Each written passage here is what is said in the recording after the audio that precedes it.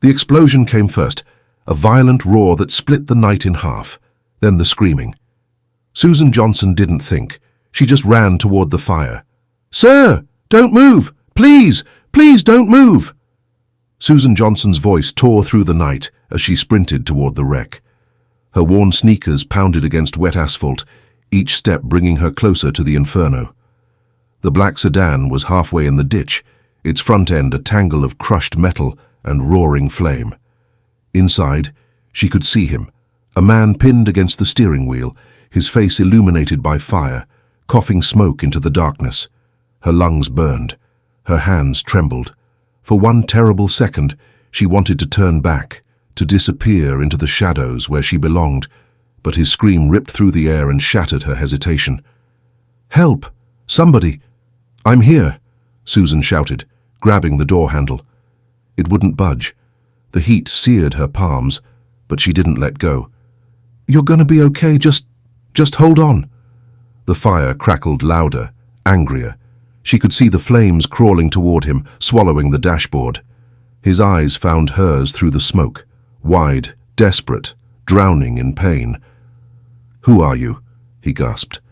Susan wrapped her red hoodie sleeve around her hand and kicked the door with everything she had. Once, twice. The metal groaned and finally gave way. She reached inside, grabbed his arm and pulled. "No one," she whispered, dragging him onto the wet pavement just as the car exploded behind them. Just someone who didn't walk away. If this story moved you, like and drop a comment below and let me know where you're tuning in from.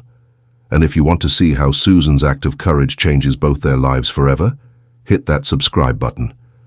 These stories need voices like yours to keep them alive, and your support helps us bring more interesting and thrilling stories. And trust me, you won't want to miss any. Now let's get into the story. Susan collapsed beside him on the asphalt, her chest heaving, smoke stinging her eyes. The man stared up at her, his breath shallow and ragged, blood trickling from a gash above his eyebrow. She pressed the torn edge of her hoodie against the wound, her hands shaking so badly she could barely hold it steady. "You're safe now," she panted. "Just stay awake, please, stay awake." His lips moved, forming words she couldn't quite hear over the roar of the flames, but his gaze, clouded with pain and confusion, locked onto her face like she was the only solid thing left in his world. "What's your name?" he rasped. Susan glanced at the fire consuming the luxury car, then back at the stranger whose life she'd just saved. Her instinct screamed at her to run before the sirens arrived, before questions came, before anyone saw the homeless girl who didn't belong. "It doesn't matter," she said softly, already pulling away. "You need a hospital. Someone will come." She stood, her legs unsteady, and took one last look at him, lying there in the glow of the burning wreck. Then, clutching what was left of her red hoodie around her shoulders like armor, Susan turned and ran. Her sneakers slapped against the wet pavement as she fled into the darkness. The highway stretched empty behind her, the orange light fading with every desperate step. Her lungs ached, her hands throbbed from the burns, but she didn't slow down. Behind her, the fire roared on, painting the night sky in shades of gold and ash. The image of the man's face, his pale, stunned expression, clung to her mind like a ghost. She could still feel the weight of his arm in her grip, still hear his voice asking, "Who are you?" By the time she reached the underpass 2 miles away, her body was shaking, her breath coming in ragged gasps. She collapsed against the cold concrete, sliding down until she sat on the ground, knees pulled to her chest. Sirens wailed in the distance, faint at first, then growing louder. Ambulances, police. Help that came too late for her to stay. Susan stared at her burned palms, at the soot staining her skin, and let out a shaky breath. She didn't cry. She'd learned long ago that tears didn't change anything. But somewhere in the chaos of her mind, one thought settled like a stone. He's alive. That's all that matters. What Susan didn't know, what she couldn't possibly know as she sat alone under that bridge, invisible to the world once again, was that the man she'd just saved wasn't a stranger at all.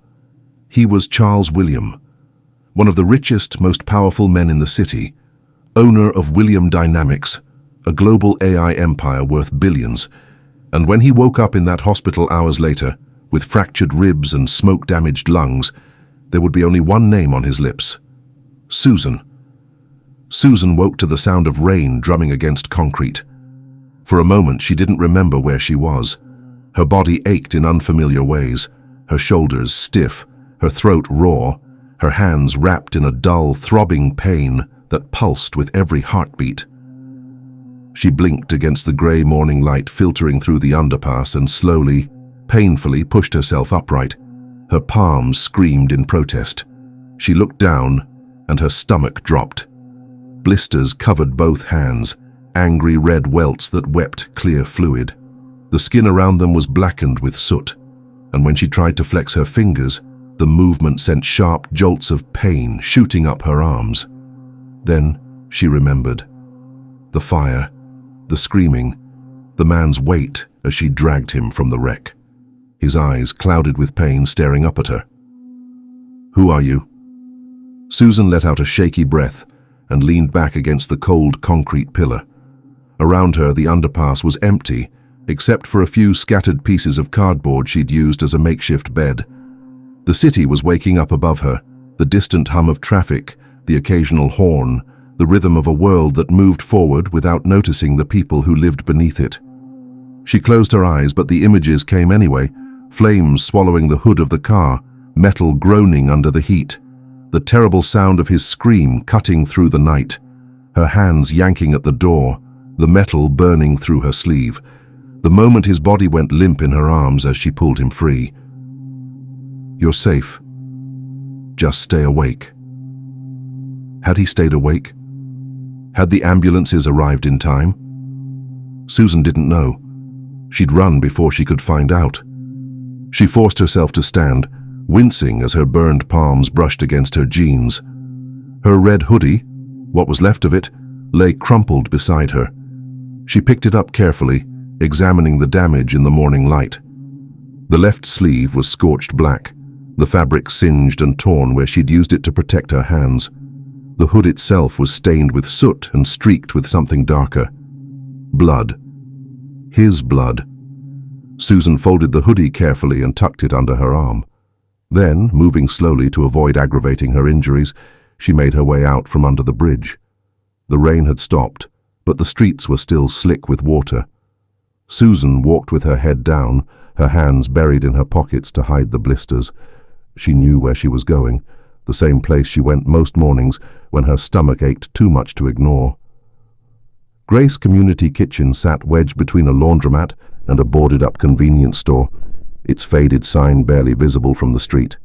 It wasn't much, just a single room with folding tables and a serving window, but it was warm, and they didn't ask questions. Susan slipped through the door just as they were setting up for breakfast. The smell of oatmeal and coffee hit her immediately, making her mouth water despite the nausea churning in her gut. "Susan!" Mrs. Chen, the woman who ran the kitchen, looked up from behind the serving counter. Her expression shifted from welcome to concern in an instant. "What happened to your hands?" "Nothing," Susan said quickly, pulling them back into her pockets. I'm fine." Mrs. Chen frowned but didn't press. She never did. "Sit. I'll bring you something." Susan found a seat at one of the back tables, away from the small TV mounted in the corner. A few other people were already eating, familiar faces she'd seen here before, though she didn't know their names. She kept her head down, her eyes focused on the scratched surface of the table. Mrs. Chen brought her a bowl of oatmeal and a cup of black coffee. "Eat slowly," she said gently. "And let me see those hands after." Susan nodded but didn't look up. The moment Mrs. Chen walked away, she grabbed the spoon and began eating, her burned palms protesting with every movement. But hunger won out over pain. It always did. She was halfway through the bowl when the TV caught her attention. Breaking news this morning out of the financial district. Tech billionaire Charles William was involved in a serious car accident late last night on Highway 9. Susan's spoon clattered against the bowl. Her eyes snapped to the screen, her heart suddenly pounding in her chest. The news anchor, a woman in a crisp blue blazer, spoke with practiced concern as a photo appeared behind her. A man in an expensive suit, mid-40s, with sharp features and calculating eyes. Charles William. William, the founder and CEO of William Dynamics, was pulled from his burning vehicle by an unidentified individual just moments before the car exploded. He is currently in stable condition at Mercy General Hospital. Authorities are asking anyone with information about the rescuer to come forward. Billionaire. The word echoed in Susan's mind, drowning out everything else. She'd saved a billionaire. A laugh bubbled up in her throat, bitter, disbelieving. Of course. Of course, the man she'd risked her life for wasn't just some random stranger. He was one of them. The kind of person who lived in penthouses and drove cars that cost more than most people made in a lifetime. The kind of person who would never, in a million years, believe that a homeless girl had saved his life. "Can you believe that?" a voice said from across the table. Susan looked up. A middle-aged man with a graying beard, someone she'd seen here before, was staring at the TV with a mix of awe and skepticism. "Rich people," he muttered, shaking his head. "Even their car crashes make the news." Susan said nothing. She turned back to her oatmeal, but her appetite was gone. She should have left, should have finished eating in silence, and disappeared back into the streets before anyone noticed her. But something kept her rooted to that seat, her eyes fixed on the TV as the news report continued. Police are reviewing traffic camera footage from the area, hoping to identify the mysterious rescuer. Witnesses report seeing someone flee the scene shortly after emergency services arrived. "That's wild," another voice chimed in. A younger woman, maybe in her 30s, sitting 2 tables over. "Whoever it was just saved a billionaire and then ran away. You think they didn't know who he was?" "Or maybe they knew exactly who he was," the bearded man said. "Maybe they didn't want anything to do with him." Susan's hands clenched beneath the table, pain flaring through her palms. "I heard," a third voice said, an older woman near the front, "that it was some kind of vigilante. Someone who's been watching him." "Vigilante?" The bearded man laughed. "It was probably just some good Samaritan who didn't want to deal with the media circus."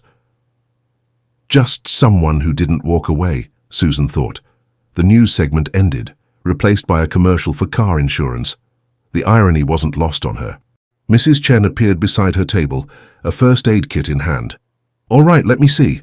Reluctantly, Susan pulled her hands from her pockets and laid them palm up on the table. Mrs. Chen sucked in a sharp breath. "Susan, what did you do?" "I burned them," Susan said quietly. "It's not that bad."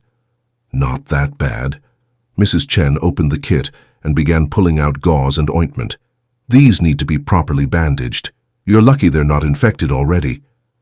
As Mrs. Chen worked, cleaning the wounds with careful, practiced movements, Susan felt the tears building behind her eyes. She blinked them back furiously, refusing to let them fall. "You're a good kid, Susan," Mrs. Chen said softly, wrapping gauze around her left hand. "Whatever happened last night, you did what you thought was right. That's what matters." Susan wanted to believe that. She wanted to believe that saving someone's life, even a billionaire's life, meant something. But sitting there in that cramped soup kitchen, her hands wrapped in borrowed bandages, she couldn't shake the feeling that it didn't matter at all. Nobody would believe her anyway. After breakfast, Susan lingered near the community board where people posted job listings and apartment shares, opportunities that were never meant for someone like her. Someone tapped her shoulder. "Hey, you're Susan, right?" She turned to find Malik, a young guy around her age who sometimes slept near the train station. He had kind eyes but a quick temper, especially when people disrespected him. "Yeah," she said cautiously. "You see that news story? About the billionaire dude?" Malik grinned. "Wild, right? Someone actually helped one of those rich assholes." Susan's chest tightened. "Yeah, wild. Man, if that was me, I would have left him there." Malik laughed, but there was an edge to it. "Let him burn. See how he likes it." The words hit Susan like a slap. She opened her mouth to respond, then closed it again. What could she say? That she'd been the one to pull him out? That she'd burned her hands trying to save him? Malik would laugh. They'd all laugh. "You? Save a billionaire?" Sure, sweetheart. Yeah, Susan said again, her voice hollow. Maybe. The rest of the day passed in a blur. Susan wandered the streets, avoiding the areas where police might ask questions, keeping her bandaged hands hidden. Every TV she passed seemed to be playing the same news story. Every conversation she overheard seemed to circle back to the mysterious rescuer. I bet it was staged, someone said outside a coffee shop. Probably some publicity stunt, another voice agreed. By evening, Susan found herself back under the bridge, exhausted and aching. She sat against the concrete pillar and pulled out the newspaper she'd grabbed from a trash can earlier, one of the free dailies that littered the city. There, on the front page, was his face again. Billionaire tech mogul survives. Fiery crash. Rescuer still unknown. Susan stared at the headline, at the photo of Charles William in his expensive suit, and something inside her finally broke. A sound escaped her throat, half laugh, half sob. "Nobody would believe me," she whispered to the empty underpass. Nobody. She crumpled the newspaper in her fist, ready to throw it away, to forget this ever happened. But as her fingers closed around the paper, her eyes caught on something else. A smaller photo, buried in the article. A blurry traffic camera image showing the burning car, and beside it, a figure in a dark hoodie, caught mid-motion as they dragged someone from the wreckage. The red hoodie. Susan's breath caught. She smoothed out the newspaper, staring at the grainy image. You couldn't see her face, you couldn't see anything clearly, but that splash of red in the darkness, that was unmistakable. That was her. For the first time since the fire, something stirred in Susan's chest. Not pride exactly, not validation, but something quieter, something that whispered, "It happened. It was real. You were there." She carefully tore out the small photo, folding it until it fit in her palm. Then she pulled out her scorched red hoodie and ran her fingers over the burned sleeve, the fabric that had protected her hands, that had soaked up his blood, that had been the only barrier between her and the flames. The newspaper crumpled in her other hand, forgotten, but the photo and the hoodie, those she kept. Evidence, not for anyone else, just for her. Proof that on one cold, terrifying night, Susan Johnson had been seen, had mattered, had saved a life, even if the world would never believe it, even if she could never tell anyone. The memory was hers, and sometimes, in a life like hers, memories were the only things worth keeping. Charles William woke to the sound of machines beeping in sterile rhythm. His eyes opened slowly, reluctantly, as if his body knew that consciousness would bring pain. And it did. A deep, crushing ache in his chest that made every breath feel like broken glass grinding against his lungs. He tried to move and immediately regretted it. Fire shot through his ribs, white-hot and merciless. "Mr. William." A voice, calm and professional, floated somewhere to his left. "Don't try to move. You have 3 fractured ribs and significant smoke inhalation. You're at mercy, General." Charles's vision swam, then slowly focused. A nurse, young with tired eyes, stood beside his bed, adjusting an IV drip. Beyond her, through the partially open door, he could see the hallway bustling with activity. "How long?" His voice came out as a rasp, his throat raw and burning. "You've been unconscious for about 14 hours, the nurse said, checking his vitals on a monitor. "You're very lucky to be alive, Mr. William. The doctors said if you'd been in that car even 30 seconds longer." She didn't finish the sentence. She didn't need to. Charles closed his eyes, and immediately the memories crashed over him like waves. The highway, rain on the windshield, his hands gripping the steering wheel too tight, knuckles white. The decision he'd made, the place he'd been driving to, then the deer, the swerve, the terrible sound of metal tearing, of glass shattering, the world spinning, then stopping. And the fire. Oh God, the fire. "Mr. William?" He opened his eyes again. The nurse was looking at him with concern. "You need to rest," she said gently, "but there's someone here to see you." Your assistant has been waiting since last night. Should I send her in? Charles nodded, the movement sending another spike of pain through his chest. A moment later, Clara Holt appeared in the doorway. She looked terrible, her usually immaculate appearance disheveled, her eyes red-rimmed from lack of sleep.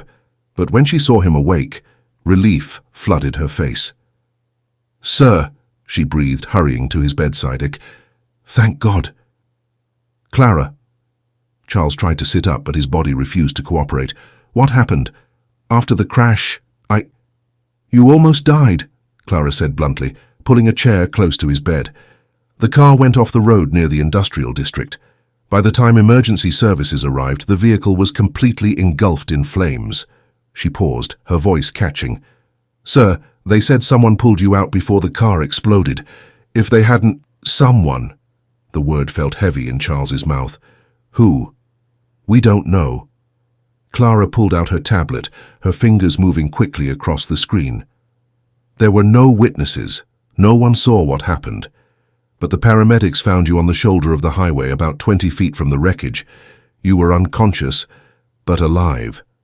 Charles's mind raced, trying to piece together the fragments of memory that swirled just out of reach. Hands. Someone's hands pulling at him. A voice, young, frightened, cutting through the roar of flames. "Sir, don't move. You're going to be okay."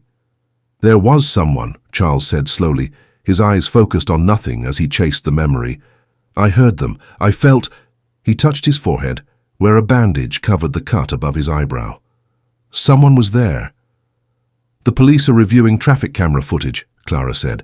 "They're trying to identify whoever helped you. There's already a media frenzy. Every news outlet in the city is running the story." Charles barely heard her. He was back in that moment, the heat of the fire on his face, the smoke choking his lungs, the terrible certainty that he was about to die, and then, hands grabbing his arm, pulling, the sound of fabric tearing. "Don't close your eyes. Please, just stay awake." A woman's voice. No, not a woman, younger, a girl. And something else, something red, pressed against his forehead. Soft fabric, rough with wear. "Red," Charles murmured. Clara looked up from her tablet. "Sir?" She was wearing something red. Charles's eyes sharpened, focusing on Clara with an intensity that made her lean forward. "A hoodie, red, I remember." She wrapped it around her hand. She was trying to stop the bleeding. Clara began typing furiously. "A red hoodie, that's something. I'll have the team search the footage for anyone matching that description near the scene." "No." Charles's voice was stronger now, cutting through the pain. "Not the team. You. Clara, I need you to find her." Clara looked up, surprise flickering across her face. "Sir, with respect, you need to focus on recovering. The company can wait." The words came out harsh, more forceful than Charles intended. He took a breath, wincing at the pain. For the first time in, I don't know how long, the company can wait. "Clara, someone saved my life. Someone dragged me out of a burning car and disappeared. I need to find them. I need to thank them." Clara studied him for a long moment, her expression unreadable. Then slowly she nodded. "All right," she said quietly. "I'll find her." Over the next 2 days, Charles's hospital room became a command center. Clara brought her laptop, setting up a small workspace on the window ledge. She reviewed traffic camera footage, interviewed the paramedics who'd responded to the scene, contacted the local news stations.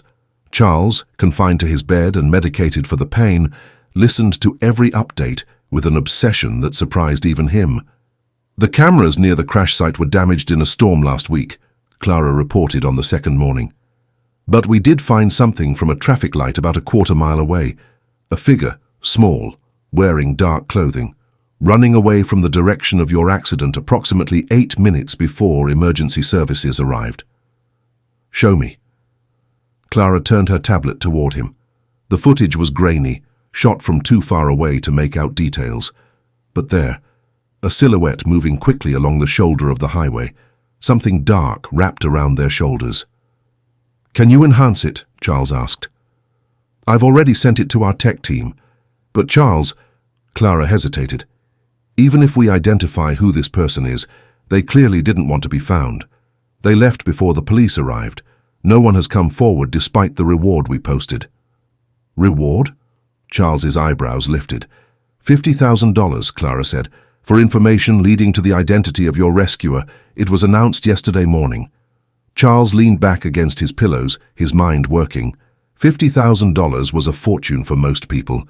The fact that no one had come forward, not the rescuer, not even someone claiming to know them, spoke volumes. "She's afraid," he said quietly. "Sir? Whoever she is, she's afraid. That's why she ran, that's why she hasn't come forward." Charles stared at the ceiling, his ribs aching with every breath. "People don't run from rewards. They run from consequences." Clara was quiet for a moment. "What kind of consequences?" "I don't know, but I'm going to find out." The media circus exploded on the third day. Charles was reviewing his emails against doctor's orders when Clara burst into his room, her face flushed with anger. "Sir, you need to see this." She turned on the television mounted on the wall. A local news channel filled the screen, showing a young woman, early 20s, blonde, dressed in designer clothes, sitting across from an interviewer.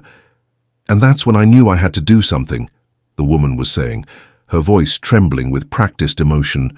"I couldn't just let him die, so I pulled him from the car, even though the flames were everywhere." "Turn it off," Charles said flatly. "Sir, I said turn it off." Clara muted the television but left the image on screen. The woman continued talking, dabbing at her eyes with a tissue, while the interviewer nodded sympathetically. "She's claiming to be your rescuer," Clara said. "Her name is Madison Pierce. She says she was driving past the accident and stopped to help. She's lying. I know, but she's not the only one." Clara pulled up her tablet again, scrolling through a series of social media posts. "In the last 48 hours, we've had 6 different people claim to have saved you. 3 are using it to promote their personal brands. 1 set up a crowdfunding page for medical expenses from the rescue. It's disgusting." Charles felt something cold settle in his chest. He looked back at the television, where Madison Pierce was now holding up a photograph, supposedly of her at the scene. "That's not her," he said quietly. Clara looked at him. "How do you know?" "Because the person who saved me was terrified." Charles's voice was distant, his eyes fixed on the screen. I could hear it in her voice. She was shaking. She didn't want to be there, but she didn't leave. And when I asked her name, he paused, the memory crystallizing. She said, "No one, just someone who didn't walk away." Clara was silent for a long moment. Then she closed her tablet and sat down in the chair beside his bed. "What do you remember, Charles? Really remember?" Charles closed his eyes, letting the fragments come together. "Fire," he said softly. "Smoke, the smell of burning leather and gasoline. I couldn't move. The steering wheel was crushed against my chest. I thought—" His voice caught. "I thought it was over. I thought this was how it ended." "Sir." Then I heard her. This voice, cutting through everything. Young, desperate, telling me not to move, that she was going to help. I tried to tell her to run, that it was too dangerous, but I couldn't get the words out. And then she was there, pulling on the door, and I could see her face through the smoke. Charles opened his eyes, staring at nothing. She had dark skin. Her hair was pulled back, and her eyes, God, Clara, her eyes. She was so scared, but she didn't run. She could have. She should have. But she didn't. "Anything else?" Clara asked gently. "The hoodie. Red. It was old, worn thin. She wrapped it around her hand to protect herself from the heat when she grabbed the door." Charles touched his forehead again, and she pressed it here, trying to stop the bleeding. I could feel her hands shaking. Clara made notes on her tablet. Dark skin, red hoodie, late teens or early 20s. That's a start. It's not enough. Charles felt frustration building in his chest, mixing with the pain from his ribs. Everyone is looking for some heroic story, some viral moment, but that's not what this was. This was... He struggled for the words. This was someone who had nothing, giving everything. What do you mean? Charles was quiet for a long moment. When he finally spoke, his voice was barely above a whisper. I don't think she was just passing by, Clara. The way she looked, the way she was dressed, I think she was homeless, or close to it. And she still stopped. She still helped. Clara's expression shifted, understanding dawning. That would explain why she ran, why she hasn't come forward. She thinks no one will believe her, Charles said. And looking at this circus, he gestured at the television, where another witness was now being interviewed. She's probably right. That night, after Clara left and the hospital grew quiet, Charles couldn't sleep. The pain medication made his thoughts fuzzy, but it couldn't silence the voice that kept echoing in his head. Just someone who didn't walk away. He reached for the notepad on his bedside table, the one the nurses had left in case he needed to write down questions for the doctors. Instead, Charles picked up the pen and began to draw. His hand moved slowly at first, uncertain. He hadn't sketched anything in years, not since college, but the image in his mind was so clear, so vivid, that his hand seemed to move on its own. A face began to take shape on the paper. Young, feminine, the curve of a cheek, the line of a nose. Eyes, wide, frightened, but determined. He drew them carefully, remembering the exact moment they'd locked onto his through the smoke. The hoodie came next. He sketched it pulled up around her face, the fabric worn and frayed at the edges. And in the corner of the drawing, he added details. A splash of fire in the background, smoke curling up from the edges of the page. By the time he finished, his hand was cramping and his ribs were screaming in protest. But Charles held up the sketch, studying it in the dim light of the hospital room. It wasn't perfect. The proportions were slightly off, the shading amateur, but it captured something. The essence of that moment, frozen in graphite and memory. A young woman with frightened eyes and a red hoodie, reaching into the fire to pull him back from death. I'll find you, Charles whispered to the drawing. I don't care how long it takes. I'll find you. And for the first time since the accident, Charles William felt something he hadn't felt in years. Purpose. Not the hollow, consuming drive that had built his empire. Not the relentless ambition that had pushed him to the edge of that highway with a plan to end everything. But something simpler. Something human. The need to say thank you to the person who reminded him that his life was worth saving. The days blurred together after the fire. Susan moved through the city like a ghost, seen but not noticed, present but invisible. Her routine was the same as it had always been. Wake at dawn under the bridge, wash her face and hands in the public restroom at the train station, scavenge for breakfast in the dumpsters behind the bakery on 5th Street. The burns on her palms were healing slowly, the angry red blisters fading to pink, tender skin. She kept them wrapped in the gauze Mrs. Chen had given her, changing the bandages when they got too dirty. Survive. That was the only goal, the only thing that mattered. But now, when she closed her eyes, she saw flames. Susan tried to push the memories away, to bury them beneath the weight of daily survival. But they surfaced at the worst moments, when she was waiting in line at the soup kitchen, when she was trying to sleep, when she caught a glimpse of red fabric in a store window. His face lit by fire, his hand reaching for hers. Who are you? On the 4th day after the crash, Susan found herself at St. Augustine's shelter on the east side of town. It wasn't a place she visited often. The shelter had strict rules about intake times, and the line was always long, but they had a clothing donation room that opened on Thursdays. She needed a new hoodie, something to replace the one she'd ruined. The shelter was housed in an old brick church, its stained glass windows dulled with age. Susan slipped through the side entrance, keeping her head down as she navigated the hallway.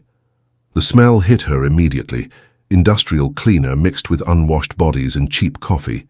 It was the smell of desperation trying to be managed. The clothing room was in the basement. Susan descended the stairs quietly, her footsteps echoing against concrete walls. At the bottom, she found a small space crammed with racks of donated clothes, boxes of shoes, and bins of accessories. A few other people were already there sorting through the offerings with the practiced efficiency of those who knew their options were limited. Susan made her way to the hoodie section and began searching. Most were too large or too worn, the fabric thin from too many washings. She was about to give up when she found it, a dark grey hoodie, slightly faded but intact. She held it up, checking the size. "That one's nice." Susan turned to find a girl, maybe 15 or 16, standing behind her. She had a thin face with sharp cheekbones and eyes that had seen too much too soon. Her clothes hung off her frame, several sizes too large. "Yeah," Susan said quietly, folding the hoodie over her arm. "It'll work." "You're Susan, right?" the girl asked. "I've seen you at Grace Kitchen." Susan nodded warily. She didn't like being recognized. Recognition meant questions, and questions meant exposure. "I'm Maya," the girl continued, seemingly unbothered by Susan's silence. "I've been staying here for a few weeks. It's not bad. Better than the streets." "That's good," Susan said, turning to leave. "Wait." Maya stepped closer, lowering her voice. "I wanted to thank you. Last month, when those guys were hassling me near the liquor store, you told them to back off. They could have hurt you, but you didn't care." Susan remembered. 3 older men, drunk and aggressive, cornering a girl who looked barely old enough to be out on her own. Susan had walked right up to them, making herself big, making noise, drawing attention until they'd gotten annoyed and left.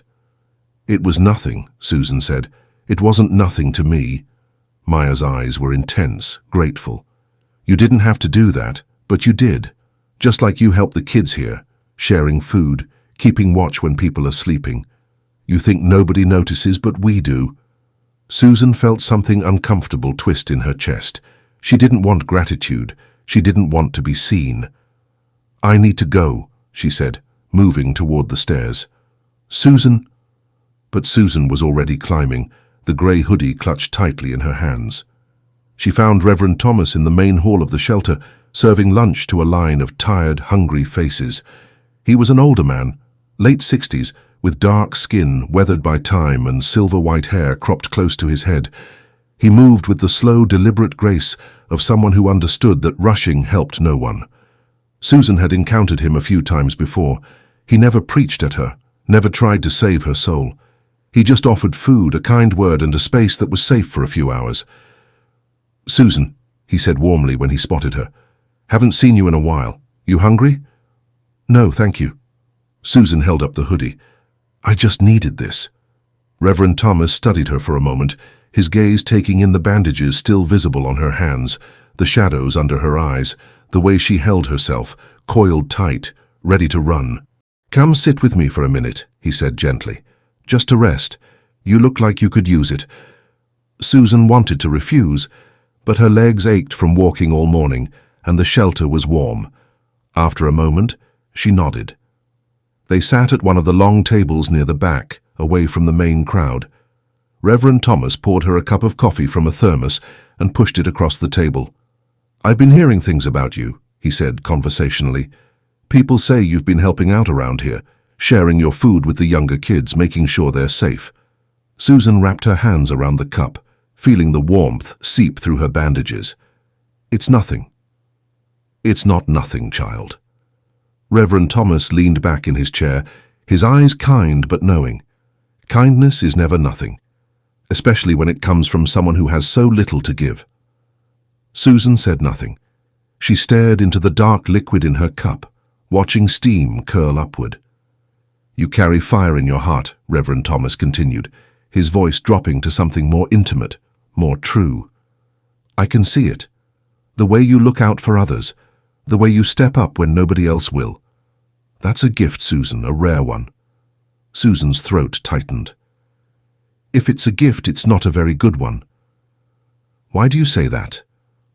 "Because it hurts.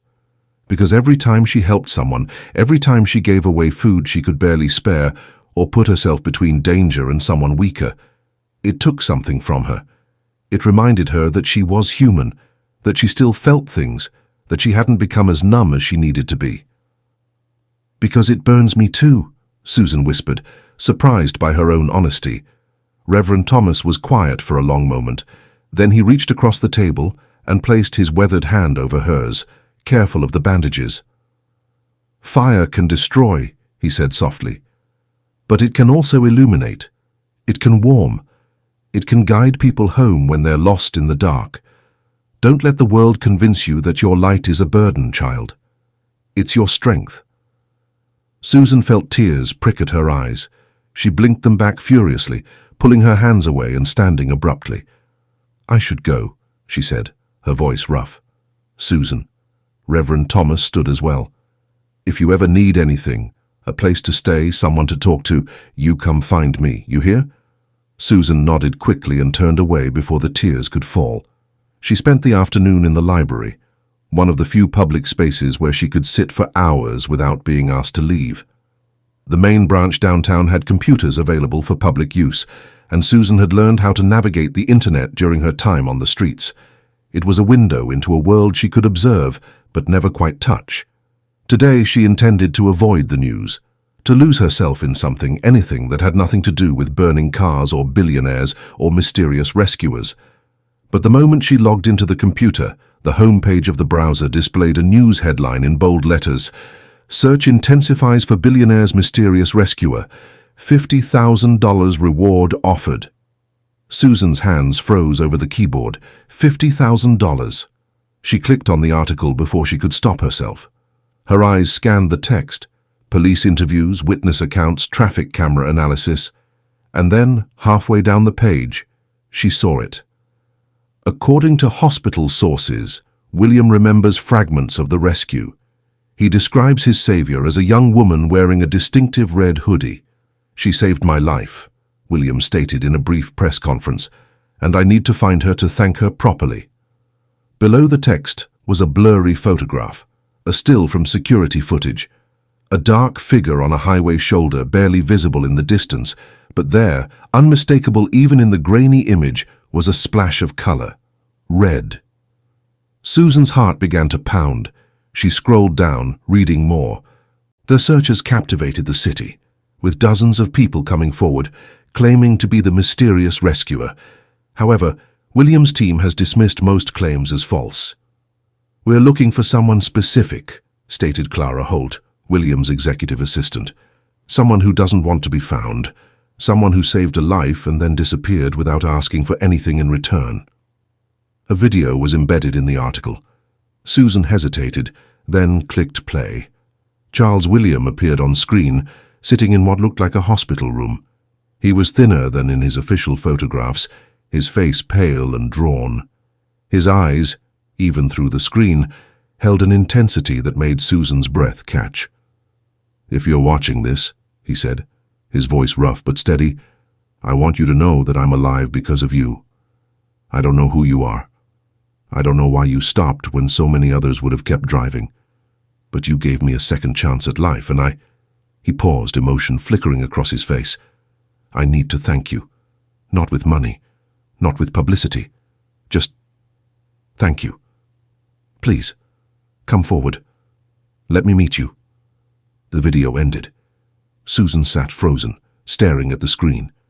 The sounds of the library faded, the whisper of turning pages, the soft click of keyboards, the hum of the ventilation system. All of it disappeared beneath the roar of blood in her ears. He remembered. Not just the rescue, not just the fire, but her. The red hoodie. Her voice.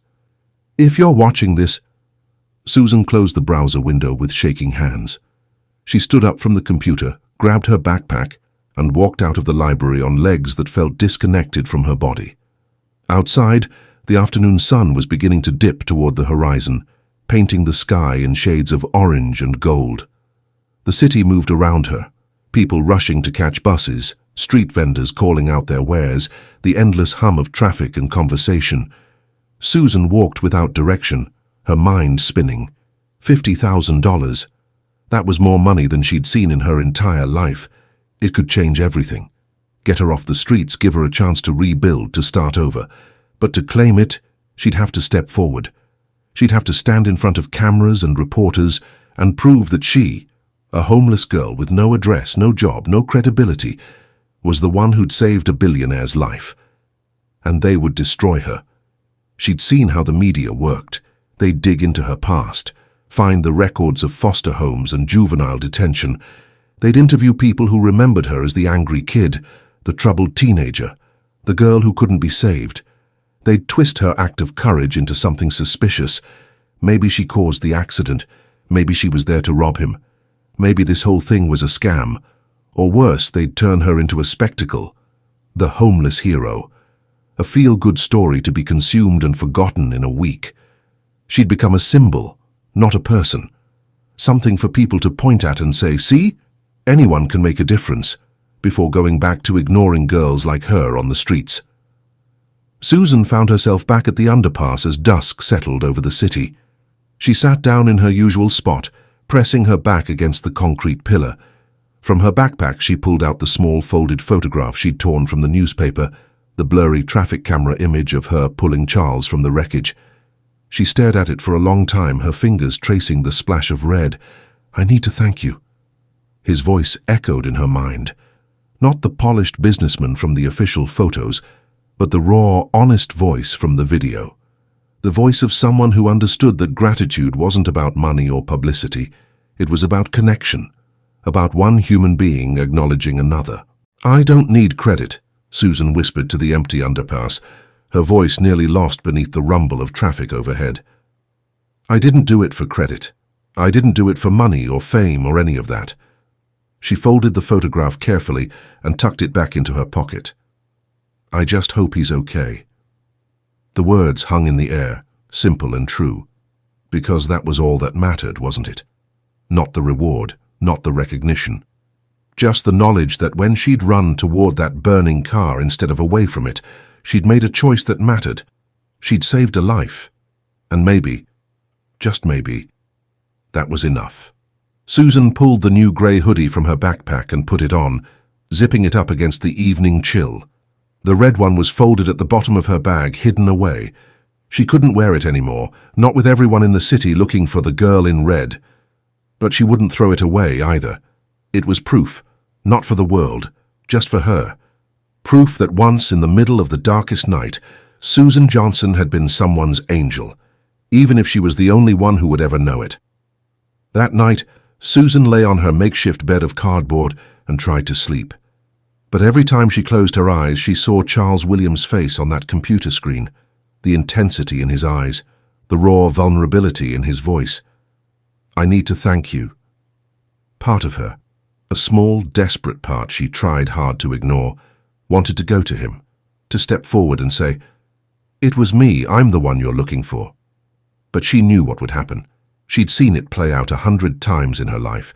The disappointment in people's eyes when they realized she wasn't what they'd imagined, the way their gratitude would curdle into pity, their admiration into condescension. Better to remain invisible, better to let him search for an angel who didn't exist. Because the girl who'd saved Charles William wasn't an angel at all. She was just Susan, a 19-year-old homeless girl who'd done what anyone should do when they see someone dying. She'd refused to walk away, and somehow that had to be enough. Clara Holt had never been one to give up easily. It was what made her good at her job, the ability to chase down impossible leads, to find solutions where others saw only dead ends. But this search was different. This wasn't about closing a business deal or tracking down a document. This was about finding a ghost. She stood outside St. Augustine's shelter on a grey Thursday morning, her tablet tucked under her arm, watching people file in and out of the old brick building. This was her 8th shelter visit in 3 days. Each time, she'd shown Charles's sketch to volunteers, staff members, anyone who might recognize the girl in the red hoodie. Each time she'd come up empty. "Can I help you?" Clara turned to find an older black man approaching, his kind eyes taking in her expensive suit and leather briefcase with quiet assessment. "I'm looking for someone," Clara said, extending her hand. "My name is Clara Holt. I work for Charles William. Reverend Thomas." His handshake was firm but gentle. "I run this shelter. I saw the news. Terrible thing, that accident. How is Mr. William?" "Recovering. Thanks to someone who pulled him from the wreckage." Clara pulled out her tablet, opening the image of Charles's sketch. "We're trying to find her." Young woman, late teens or early 20s. She was wearing a red hoodie. Does this look familiar? Reverend Thomas studied the sketch for a long moment, his expression unreadable. Clara watched him carefully, her instincts sharpening. There was something in his eyes. Recognition, maybe. Or concern. We get a lot of people through here, he said slowly. Hard to remember faces sometimes. But you remember some. Clara kept her voice gentle, non-threatening. The ones who stand out. The ones who help others. Reverend Thomas met her gaze, and Clara saw the calculation happening behind his eyes. He was protecting someone. She was sure of it. Miss Holt, he said carefully, if there's a young woman out there who saved your boss's life and then disappeared, maybe she had a reason. Maybe she doesn't want to be found. Maybe, Clara agreed, but Mr. William isn't looking for publicity or gratitude. He just wants to thank her, as one human being to another. And the $50,000 reward? There was no judgment in Reverend Thomas's voice, just a quiet knowing. How many people have come forward claiming to be her? 37, Clara said flatly, all of them lying, all of them trying to profit from someone else's courage. Reverend Thomas nodded slowly. That's what I thought. He paused, seeming to weigh his words carefully. You seem like a good person, Miss Holt. So, I'll tell you this much. If the girl you're looking for is who I think she is, she won't come forward for money. She'd rather starve than take something she doesn't think she's earned. Clara felt a flicker of hope. You know her. I didn't say that, but his eyes said otherwise. I said if she's who I think she is, and if she is, then she's someone who's been hurt by the world. Someone who's learned not to trust kindness, especially from people with power and money. How do I find her? Clara asked quietly. Reverend Thomas looked at her for a long moment. Then he said, You don't. You let her find you. And maybe, if you prove that your intentions are good, if you show that Mr. William genuinely cares about her, and not just about his own gratitude, then she'll decide to step forward. But it has to be her choice. Clara nodded slowly, understanding settling in her chest. Thank you, Reverend. One more thing. Reverend Thomas's voice stopped her as she turned to leave. If you do find her, when you do, remember that she's not a story. She's not a headline. She's a person. A young woman who survived more than most people could imagine. Treat her with dignity, that's all I ask. I will, Clara promised, and she meant it. Susan had learned to recognize danger long before it arrived. It was a survival skill honed over years on the streets, the ability to read a room, to sense when attention was shifting in her direction, to disappear before questions could be asked. And right now, every instinct she had was screaming at her to run. The city had become obsessed with finding her. She'd seen it everywhere. Posters on telephone poles, digital billboards flashing her blurred image from the traffic camera, people on the street corners showing each other their phones and speculating about the angel in red. The reward had increased. First 50,000 now. Did you hear? They raised it to 100,000. Susan froze, her hand hovering over a discarded sandwich she'd found in a trash bin behind a cafe. Two women stood nearby, scrolling through their phones, completely unaware of her presence. $100,000 for information about the girl who saved Charles William, the first woman continued. Can you imagine? That kind of money would change someone's life. I heard she's probably homeless, the second woman said. That's why she hasn't come forward. She's probably scared or doesn't know how. Or maybe she's not real. Maybe the whole thing is made up. Susan carefully withdrew her hand from the trash bin and backed away slowly, keeping her head down. Her heart was pounding, her throat tight. $100,000. The number was so large it didn't even feel real. She made her way to a bus stop several blocks away and sat on the bench, pulling her grey hoodie up to hide her face. The red one was buried deep in her backpack, wrapped in a plastic bag. She hadn't worn it since that night, but she couldn't bring herself to throw it away. If I take his money, she whispered to herself, it'll ruin what I did. Because that's what would happen, wouldn't it? The moment she stepped forward and accepted that reward, her act of courage would become a transaction. She would become someone who saved a life for profit. And even though she knew that wasn't true, knew that she'd pulled him from that fire without any thought of reward, the world wouldn't see it that way. They never did. Charles sat in front of the camera, his ribs still wrapped in bandages beneath his shirt, and tried to find the right words. "Mr. William, we're ready when you are," the producer said gently. This was his third attempt at recording the message. The first two had felt too formal, too scripted. Clara had arranged for the interview to be broadcast on every major news station in the city during prime time. This was his best chance to reach the girl who'd saved him, if she was even watching. He took a breath, wincing at the pain, and nodded.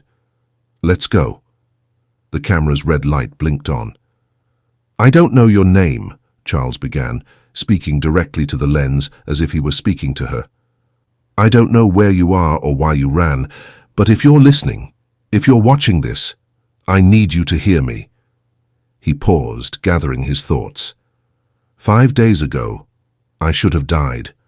I was trapped in a burning car, and I had accepted that this was how it ended. Then you appeared. You didn't know who I was. You didn't know if I deserved to be saved. You just saw someone who needed help, and you acted. Charles's voice cracked slightly. He didn't try to hide it. "People keep talking about the reward, about money, but that's not what this is about. This has never been about money." He leaned forward slightly, his eyes intense. "If you're listening, I owe you my life, not my wealth, my life, and I need to thank you. Not because society expects it, not because it looks good, but because you gave me something I didn't know I'd lost." He stopped, emotion tightening his throat. "You gave me a reason to keep fighting, to keep breathing, and Charles took a shaky breath. "I just want to meet you, to look you in the eye and say thank you. That's all. No cameras, no publicity. Just two people who shared a moment that changed everything." He held the camera's gaze for another beat, then nodded. "Cut," the producer called. Clara appeared at his side immediately. "That was perfect, Charles. If she's out there, she'll see it." "And if she doesn't come forward?" Charles asked quietly. "Then we keep looking." Susan stood outside Morton's diner as the sun set, her breath fogging in the cold evening air. Through the large front window, she could see the television mounted above the counter, its screen flickering with the evening news. She shouldn't stop. She should keep walking, keep her head down, stay invisible. But her feet wouldn't move. On the screen, Charles William appeared. He looked different from the polished businessman in the official photos, thinner, tired, human. He was speaking directly to the camera, and even though Susan couldn't hear the words through the glass, she could see the emotion on his face. A waitress inside the diner, an older woman with grey hair pulled back in a bun, noticed Susan watching. She walked to the window and, after a moment's hesitation, turned up the volume. The sound carried faintly through the glass. "I owe you my life, not my wealth, my life." Susan's breath caught. "If you're listening, please, let me thank you. That's all I'm asking. Just let me say thank you." The interview ended, replaced by the news anchors discussing the touching plea from the grateful billionaire. But Susan barely heard them. She was locked on the image of Charles's face, frozen on the screen for just a moment before the broadcast moved on. He meant it. She could see it in his eyes, hear it in his voice. This wasn't about publicity or clearing some social debt. He genuinely wanted to thank her, the person, not the headline. "You okay, honey?" Susan jolted, turning to find the waitress standing in the diner's doorway, concern etched on her weathered face. "I'm fine," Susan said automatically, taking a step back. "You sure? You look like you've seen a ghost."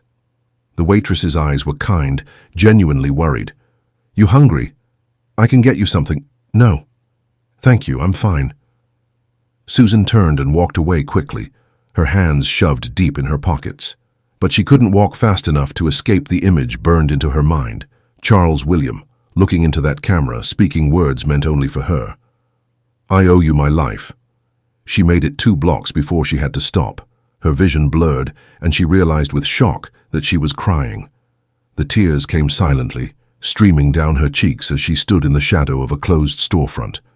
For 5 days she'd told herself it didn't matter, that saving his life was enough. that she didn't need recognition or gratitude or any of the things the world seemed to think she deserved. But hearing him say those words, seeing the raw honesty in his eyes, something inside her cracked open. He saw her, not as a headline or a symbol or a convenient narrative, but as a person, someone who'd made a choice that mattered. Susan wiped her eyes with the back of her hand, her burned palms still tender beneath the bandages. She pulled her backpack around and dug through it until she found the red hoodie, wrapped in its plastic bag. She held it for a moment, feeling the weight of it, the memory stitched into every burned thread. "I don't know what to do," she whispered to no one. But somewhere deep inside, beneath the fear and shame and survival instincts that had kept her alive for so long, a small voice answered. Maybe it's time to stop hiding. Maybe it was time to be seen. Clara found her on a Tuesday morning, just after dawn. The underpass was quiet, the traffic overhead still light. Clara had been driving past, heading to yet another shelter, following yet another lead, when she spotted the figure huddled against a concrete pillar. Dark skin, grey hoodie pulled up, and beside her, visible through the opening of her backpack, a flash of red fabric wrapped in plastic. Clara's heart stuttered. She pulled over immediately, her hands shaking slightly as she turned off the engine. This was her. It had to be. She approached slowly, carefully, the way you might approach a wounded animal. The girl was asleep, her breathing shallow and even, her body curled tight against the cold. Up close, Clara could see the bandages on her hands, mostly hidden beneath the two long sleeves of her hoodie. "Excuse me," Clara said softly. The girl's eyes snapped open, wide, frightened, instantly alert. In one fluid movement, she was on her feet, backpack clutched to her chest, every muscle tense to run. "Wait, please." Clara held up both hands, showing she meant no harm. "I'm not here to hurt you. I just want to talk." "I don't have anything," the girl said quickly, already backing away. "I wasn't doing anything wrong. I know, I'm not police, I'm not—" Clara took a breath. "Are you Susan? Susan Johnson?" The girl froze, her eyes going even wider. "How do you know my name?" "My name is Clara Holt. I work for Charles William." Clara watched recognition and fear flash across Susan's face in equal measure. "He's been looking for you. We've been looking for you." "No." Susan shook her head, taking another step back. "No, I'm not. I didn't. You saved his life." Clara's voice was gentle but firm. 5 days ago on Highway 9, you pulled him from a burning car. I've seen the traffic footage. I've talked to people who know you, and I've seen the sketch he drew of you. Susan's face crumbled, a dozen emotions flickering across it too fast to name. I can't do this. Please." "He just wants to thank you," Clara said. "That's all, no cameras, no publicity, just thank you." "I don't want his money," Susan whispered, her voice breaking. "I didn't do it for money." "I know." Clara took a careful step closer. "He knows that too. That's why he's been looking for you himself. Not the media, not the police, just him. He needs to meet you, Susan. Please." Susan stood there, trembling, her knuckles white where they gripped her backpack. Clara could see the war happening behind her eyes, the desperate desire to run warring with something else, something that wanted, maybe, to be seen. "Just once," Clara said softly. "Come meet him once, and if you want to leave after that, I'll drive you wherever you want to go, I promise." For a long moment Susan said nothing, then barely audible, "Okay." The drive to Charles's estate took 20 minutes, but to Susan it felt like hours. She sat in the passenger seat of Clara's pristine BMW, her backpack clutched on her lap, watching the city transform outside the window. The neighborhoods got cleaner, the buildings newer, the cars more expensive. By the time they turned onto a tree-lined street in the hills, Susan felt like she was entering another world entirely. "Here we are," Clara said gently, pulling through an ornate gate that opened automatically. Susan's breath caught. The mansion rose before them like something from a movie. All white stone and massive windows, surrounded by manicured lawns and gardens that looked like they required an army to maintain. The driveway curved around a fountain, and Clara parked near the front entrance. "Ready?" Clara asked. Susan wanted to say no, wanted to ask Clara to turn the car around and take her back to her underpass, back to the world she understood. But she'd come this far. Yeah, she lied. The front door was opened by a woman in a crisp uniform. A housekeeper, Susan realized. She tried not to stare as they entered the foyer, but it was impossible. The ceiling soared above them, painted with intricate designs. A chandelier the size of her entire sleeping space hung overhead, crystal catching the morning light. The floor was marble, real marble, smooth and cold, and so clean, Susan was afraid her worn sneakers would leave marks. "This way," Clara said, leading her down a hallway lined with artwork that probably cost more than Susan would earn in a lifetime. Every step felt wrong. Susan was too dirty for this place, too broken. She could smell herself. The unwashed clothes, the streets, the smoke still lingering in her hair despite multiple attempts to scrub it out in public restrooms. She didn't belong here. They entered a large sitting room with floor-to-ceiling windows overlooking the gardens, and there, rising from a chair near the window, was Charles William. He looked different in person, smaller somehow, more human. The bruise on his forehead had faded to yellow-green, and he moved carefully, protecting his ribs. When his eyes met Susan's, something passed between them, recognition, deep and instant. "It's you," he breathed. Susan couldn't speak. Her throat had closed up, her heart hammering so hard she thought it might burst from her chest. "Susan," Charles said, taking a step toward her, "thank you for coming. I've been looking for you." "I know." The words came out harsh, defensive. "Everyone's been looking for me."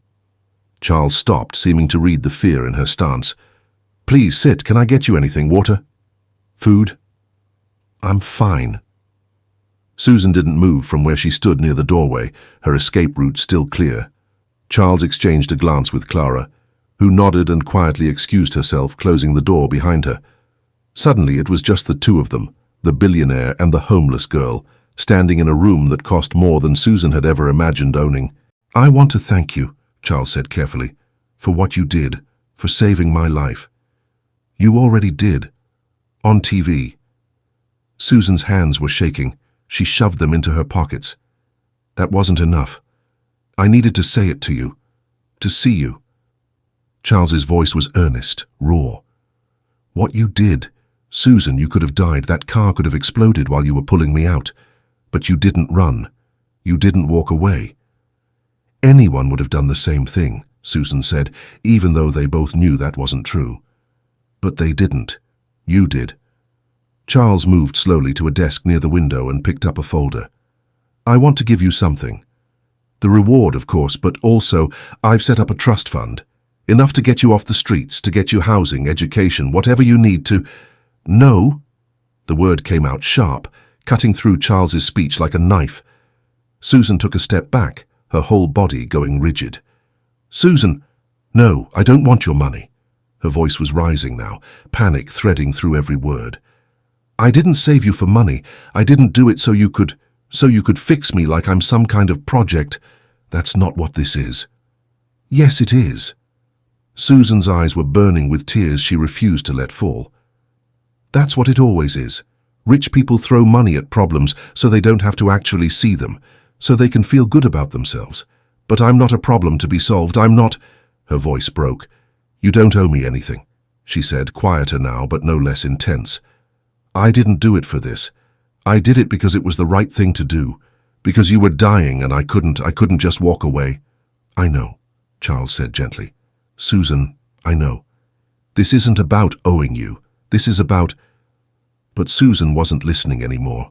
The walls were closing in, the chandelier above too bright, the marble floor too cold. This whole place was suffocating her, crushing her beneath the weight of a life she could never have, would never belong to. She turned toward the door. "Susan, wait!" But she was already moving, yanking open the door and running. Behind her she heard Charles call out, heard footsteps, security probably, or staff. But Susan had spent years learning how to disappear, and she was very, very good at it. She burst through the front door, down the steps, past Clara, who was just coming back from the car, down the driveway, through the gate that was still opening from another vehicle entering. She ran the way she'd run from the burning car, desperate, terrified, every instinct screaming at her to escape. Only this time she wasn't running from fire. She was running from light, from possibility, from a future that felt too big, too bright, too impossible to believe in. Charles stood in the doorway, Clara beside him, watching Susan's figure disappear down the tree-lined street. "Should I go after her?" Clara asked quietly. "No." Charles's voice was hollow. "Let her go." They stood there in silence for a long moment. Then Charles turned and walked back into the sitting room, moving slowly, his ribs aching. On the floor near where Susan had been standing, something caught his eye. He bent carefully and picked it up, a piece of red fabric, torn, singed at the edges, stained with soot and something darker. Blood, probably. His blood. It must have fallen from her backpack when she ran. Charles held it carefully, this scrap of evidence from the night his life had changed. The hoodie she'd worn, the fabric she'd wrapped around her hands to protect them from the flames. He thought about the girl who'd pulled him from that fire, so scared but so brave, and the woman who'd just run from his home, still scared, still brave, but for different reasons. She'd saved him from burning, and just now, in her own way, she'd saved him again. Because in running away and refusing his money, she'd reminded him of something he'd almost forgotten, that real courage wasn't about grand gestures or public recognition. It was about doing the right thing, even when, especially when, it cost you everything. "She saved me again," Charles whispered, his fingers tightening around the red fabric. Clara stepped beside him, looking down at the scrap of hoodie. "What do you want to do?" Charles was quiet for a long moment. Then he said, "We find her, but this time we do it her way. No money, no mansions, no overwhelming her with things she's not ready for." "What are you thinking?" "I'm thinking," Charles said slowly, "that if I want to thank her properly, I need to stop trying to fix her life. I need to start by understanding it." He looked down at the red fabric one more time, then carefully folded it and slipped it into his pocket, right next to his heart, where it belonged. Charles stood at his office window, watching rain streak down the glass. 2 weeks had passed since Susan ran from his home. 2 weeks of searching, of waiting, of hoping she might come back. But there had been silence. "Charles." He turned to find Clara in the doorway, concern etched across her face. She'd been patient with him, more patient than he deserved. While his company demanded his attention, while board meetings piled up and investors called, all Charles could think about was a girl in a red hoodie who'd saved his life and then vanished. "We need to talk," Clara said, stepping into the office and closing the door behind her. "I know. The quarterly reports. Not about the company." Clara sat in one of the leather chairs facing his desk, her expression unusually serious. "About what happened that night. The real reason you were on that highway." Charles felt his chest tighten. He turned back to the window, unable to meet her eyes. "Charles." Clara's voice was gentle but insistent. "I've worked for you for 8 years. I know you. And I know that stretch of Highway 9 doesn't lead to any business meeting or investor dinner. It leads to the cliffs," Charles finished quietly. "It leads to the cliffs." The silence that followed was heavy, weighted with things that couldn't be unsaid. "I was going to drive off them," Charles continued, his voice barely above a whisper. "That was the plan. That's where I was going when the deer jumped out. When I swerved. When—" He stopped, his throat tight. "When she found me." He heard Clara inhale sharply, but she didn't interrupt. "The lawsuits, the board pushing me out, the media crucifixion, it was all true, Clara. But that wasn't why." Charles pressed his hand against the cold glass, watching the rain. "I was so tired. Tired of being alone in rooms full of people. Tired of building an empire that meant nothing. Tired of just being tired. Charles." "I've had everything," he said, turning to face her finally. "Money, success, power. And it all felt like nothing, like I was hollow inside, just going through motions. That night I decided to stop going through them. Clara's eyes were bright with unshed tears. "Why didn't you tell me? Why didn't you? I could have helped." "How?" Charles asked, not unkindly. "How do you help someone who has everything and feels like they have nothing?" Clara had no answer for that. Charles moved to his desk and sat down heavily, his ribs still aching if he moved wrong. He picked up the piece of red fabric he'd been keeping in his pocket, Susan's hoodie burned and blood-stained, and held it gently. "I wasn't meant to survive that night," he said softly. "The car crash, that was an accident. But I was already dying, Clara. I'd already decided. Then she appeared out of nowhere. This girl, who had every reason to walk away, who had nothing to gain, and she pulled me out." His voice cracked. "She saved me when I didn't even want to be saved. And in doing that, she gave me something I'd lost." "What?" Clara asked quietly. "A reason." Charles looked down at the red fabric. "When I was lying on that pavement covered in blood, and she was telling me to stay awake, for the first time in months, I wanted to. I wanted to live. Not because of my company or my money or my reputation, but because someone cared enough to fight for me when I'd stopped fighting for myself." Clara wiped her eyes. "That's why you need to find her, not to thank her, to tell her this." "But how?" Charles's frustration bled through. "She won't take money, she won't let me help her. Every time I try to reach her, she runs." "Maybe," Clara said slowly, "you're trying to help the wrong way. Maybe she doesn't need you to save her life. Maybe she needs you to see her, really see her."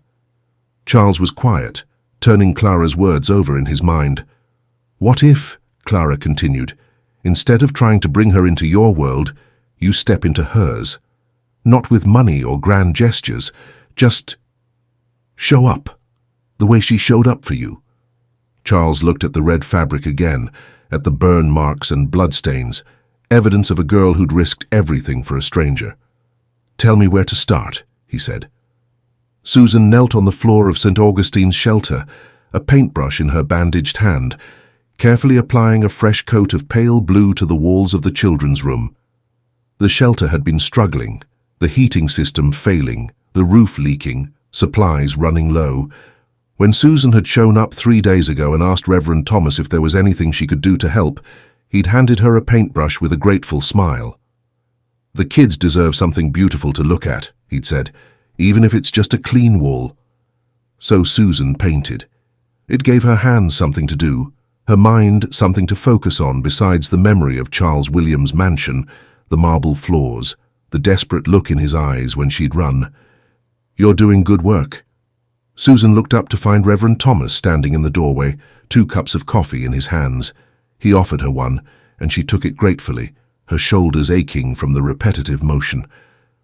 "Thank you for letting me help," Susan said quietly. I needed to do something useful." Reverend Thomas sat down on one of the small chairs meant for children, looking slightly ridiculous with his knees bent up. "You ran into that woman again, Miss Holt." It wasn't a question.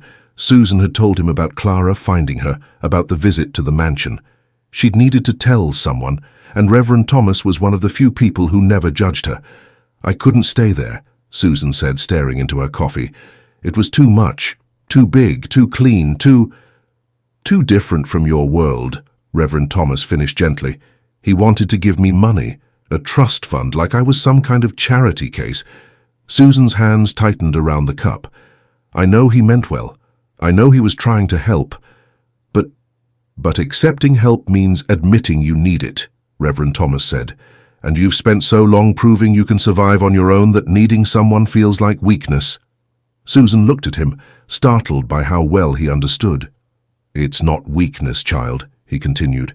"Accepting help with grace is one of the hardest things a person can learn, especially someone who's been hurt as much as you have."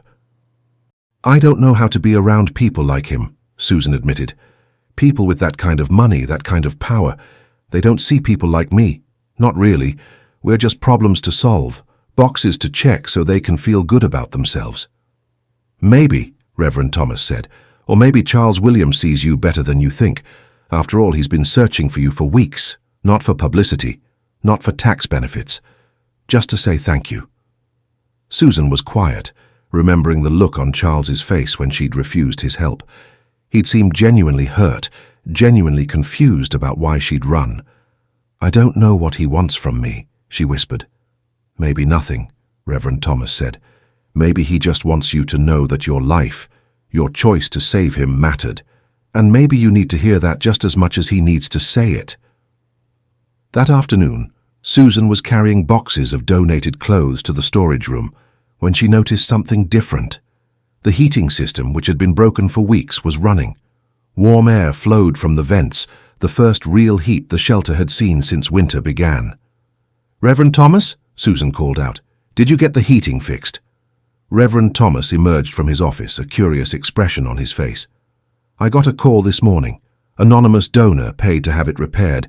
Paid for a new roof too and 6 months of food supplies." Susan blinked. "Anonymous? Who would—" "I don't know." But something in Reverend Thomas's eyes suggested he had his suspicions.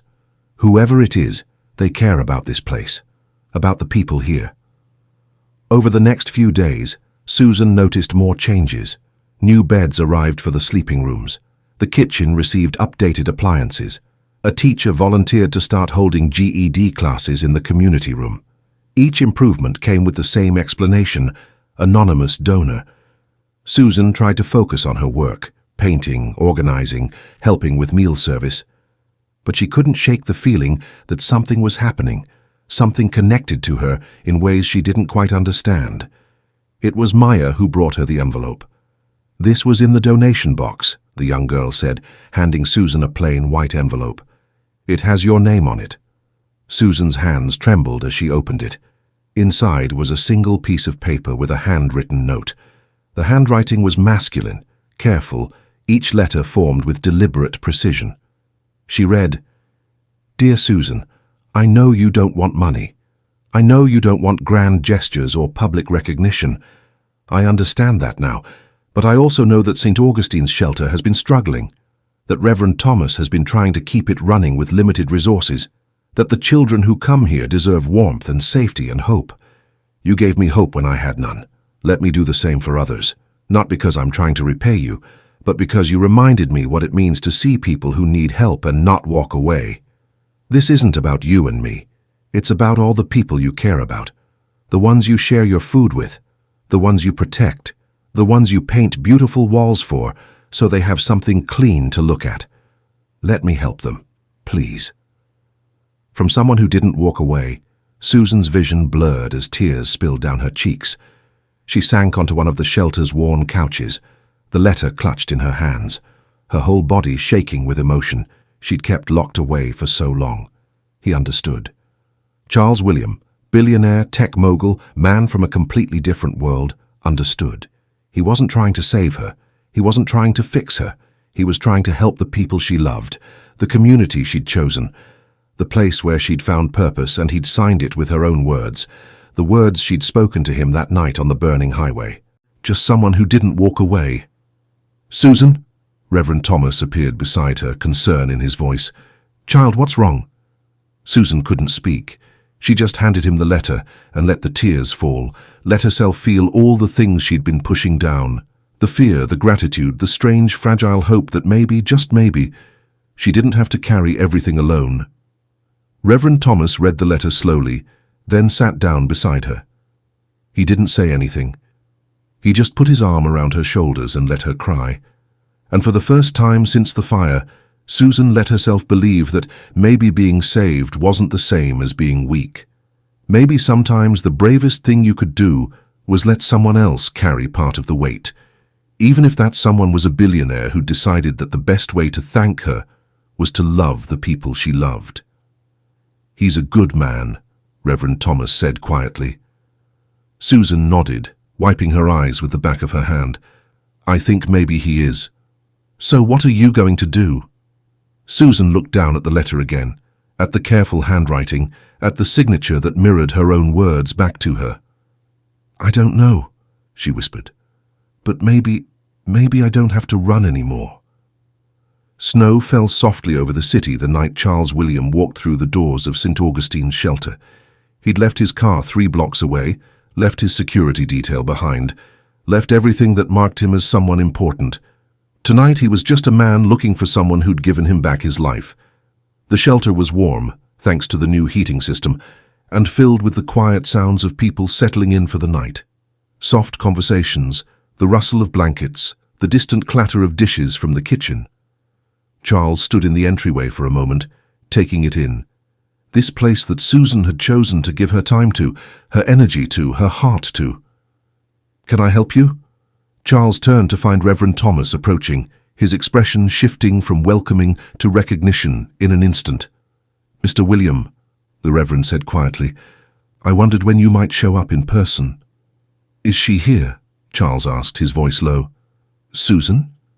Reverend Thomas studied him for a long moment, as if measuring something invisible. Then he nodded toward the back of the shelter. "Kitchen, but Mr. William, be gentle with her. She's been through enough." "I know," Charles said. "I promise." He made his way through the shelter, aware of eyes following him, people recognizing his face from the news, from the endless coverage of the accident and the search. But no one stopped him. No one asked for autographs or favors. They just watched, curious and wary. The kitchen was small, industrial, with steel counters and a large sink. And there, with her back to him, was Susan. She wore the grey hoodie he'd seen before, her hair pulled back in a ponytail. She was washing dishes, her hands moving in the soapy water with practiced efficiency. And she was humming, something soft and wordless, a melody that seemed to float through the steam rising from the sink. Charles stood in the doorway, unable to move, unable to speak. For weeks he'd been searching for her, planning what he'd say, rehearsing conversations in his mind. But now, watching her in this quiet moment, all his prepared words disappeared. She must have sensed his presence because she stopped humming. Her hands stilled in the water. Slowly, she turned. Their eyes met. It was the same shock as that night on the highway, the same instant recognition, the same suspended moment where the world fell away and there was only the two of them. Charles saw it flash across her face. Surprise, fear, something else he couldn't quite name. "You again," Susan whispered. Charles took a careful step into the kitchen. "Me again." Susan pulled her hands from the water, drying them on a towel hanging nearby. She didn't run this time, but Charles could see the tension in her body, the way she positioned herself with the counter between them, protective, careful. "The letter," Susan said. "The heating, the roof, the donations. That was you." "Yes." "Why?" "Because you were right," Charles said simply. "You didn't save me for money. You didn't save me so I could throw resources at you and feel better about myself. You saved me because it was the right thing to do, so I wanted to do the right thing too." Susan's jaw tightened. "By fixing the shelter, by helping the people you care about." Charles moved closer, but slowly, respectfully. "You wouldn't let me help you. But I thought, maybe I could help them. The kids who need a warm place to sleep. The people who need food and safety and hope. Not because of you, because of them. Because they deserve it." Susan was quiet for a long moment, her eyes searching his face. "You said in the letter that this isn't about repaying me." "It's not." "Then what is it about?" Charles took a breath, knowing that this moment, this conversation, was why he'd really come. Not to offer money or make grand gestures, but to tell the truth. "Can we sit?" he asked, gesturing to a small table in the corner of the kitchen. After a hesitation, Susan nodded. They sat across from each other, the fluorescent lights humming overhead, the sounds of the shelter muted beyond the kitchen walls. "That night," Charles began, his hands folded on the table, "when you found me on that highway, I need you to understand something. The accident, the deer jumping out, the car going off the road, that was all chance. But me being there in the first place—" He paused, forcing himself to continue. "That was a choice." Susan's brow furrowed. "What do you mean?" "I mean I was driving to the cliffs," Charles said quietly. "I was going to drive off them, end it. That was my plan for that night."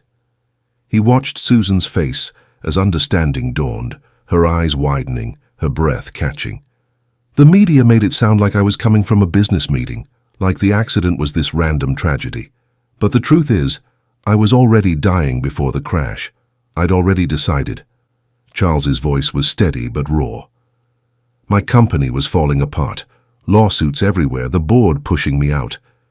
But that wasn't even it. I had everything: money, success, power, and I felt nothing. I was so tired of being alone, of building an empire that meant nothing, of waking up every day and wondering why I was bothering. Charles. Susan's voice was barely audible. So I got in my car, and I drove toward the cliffs, and I was ready. I was done. Charles met her eyes, letting her see the truth in his. Then the deer jumped out. I swerved, the car crashed, and suddenly I was trapped in a burning vehicle, and all that resignation, all that certainty that I wanted to die. It vanished, because now death wasn't my choice anymore. It was just happening, and I was terrified. Tears were sliding down Susan's cheeks now, silent and steady. Then I heard your voice, Charles continued, his own voice breaking. Cutting through the fire and smoke, this young woman scared out of her mind, telling me not to move, telling me you'd help. And I tried to tell you to run, to save yourself, but you wouldn't. You just kept fighting to get me out. I didn't know, Susan whispered. I didn't know that you wanted. How could you? Charles reached across the table, stopping just short of touching her hand. But Susan, don't you see? You didn't just save me from the fire. You saved me from myself. When I was lying on that pavement, bleeding, and you were telling me to stay awake, I wanted to. For the first time in months, I wanted to live, not because of my company or my reputation, but because someone I'd never met cared enough to fight for me when I'd stopped fighting for myself. Susan covered her face with her hands, her shoulders shaking. You gave me back something I thought I'd lost forever, Charles said softly. You gave me a reason, not to build another empire or make more money, but just to be. To wake up in the morning and think maybe there's a point to all this. Maybe if one person can care that much about a stranger, maybe the world isn't as empty as I thought. For a long moment, the only sound was Susan's quiet crying. Then she lowered her hands, her face wet with tears, and looked at him with an expression so open, so vulnerable, it nearly broke him. I thought I was just pulling someone out of a car, she said, her voice thick. I didn't know that it meant. You couldn't have known, Charles said, but that's what makes it even more remarkable. You saved someone who'd already given up, and in doing that, you reminded both of us that we're worth saving. Susan wiped her eyes, taking a shaky breath. I don't know what to do with this, with you, with everything. You don't have to do anything, Charles said. But Susan, I came here tonight because I need you to know that you changed my life.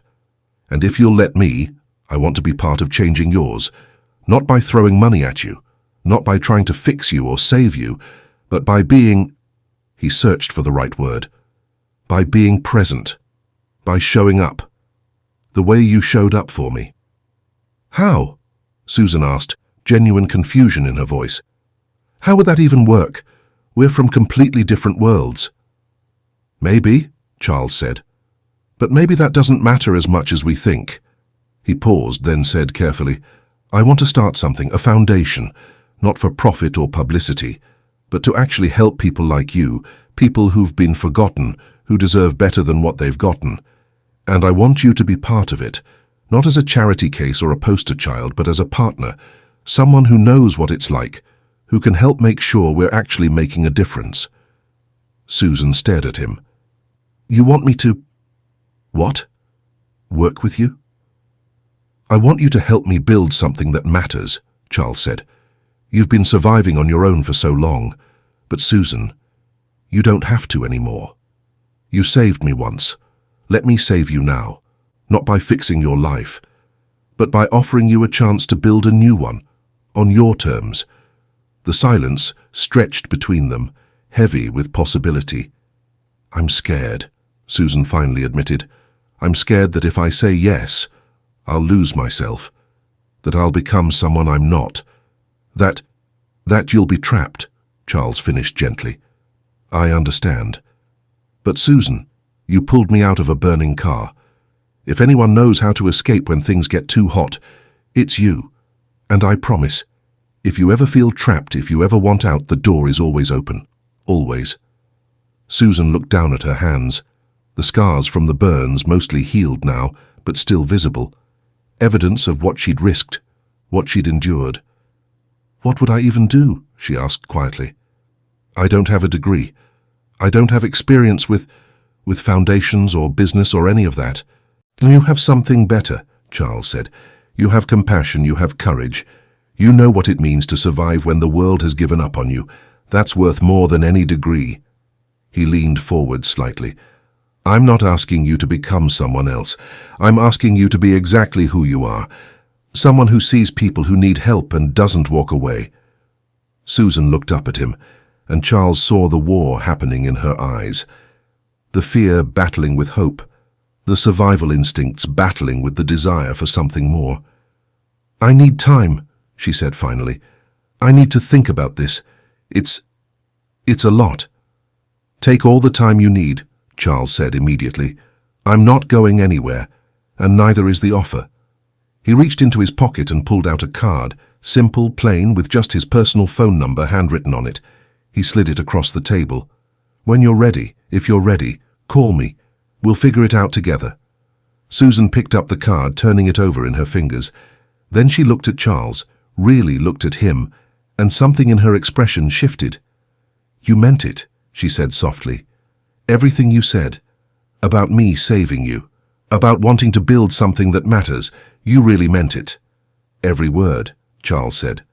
Susan nodded slowly, slipping the card into her pocket. Then, surprising both of them, she reached across the table and placed her scarred hand over his. Thank you, she whispered, for seeing me, for everything. Charles turned his hand over, gently holding hers. Thank you for giving me a reason to be seen. They sat like that for a moment, two people from different worlds connected by one terrible, beautiful night. Then Susan pulled her hand back, wiping her eyes one more time. I should get back to the dishes, she said, a small smile breaking through the tears. And I should go, Charles said, standing. But Susan, think about it. Please. We could do something good together. Something real. I will, Susan promised. I will think about it. Charles walked to the door, then turned back. The red hoodie, the piece you left at my house, I kept it. I hope that's okay. Susan's smile grew a little wider. Yeah, that's okay. As Charles left the shelter and stepped back into the snowy night, he felt something he hadn't felt in years, not just hope, but certainty. Whatever Susan decided, whatever came next, he knew one thing for sure. The girl who'd pulled him from the fire had done more than save his life. She'd taught him how to live it. 6 months later, the building rose like a promise against the morning sky. The Phoenix Initiative headquarters stood in what had once been an abandoned warehouse district, a neighborhood the city had forgotten, now transformed into something alive with possibility. Glass and steel merged with old brick, modern design respecting the bones of what had been there before. It was a building that understood both destruction and rebirth.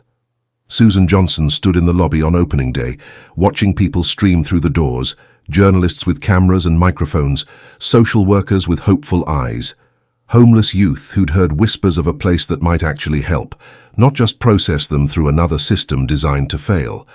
And scattered throughout the crowd, volunteers. People from all walks of life who'd been moved by the story of a homeless girl who'd saved a billionaire, and a billionaire who'd learned to see beyond his wealth. Nervous?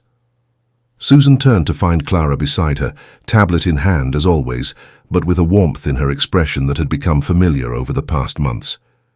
Terrified, Susan admitted with a small smile. What if this doesn't work?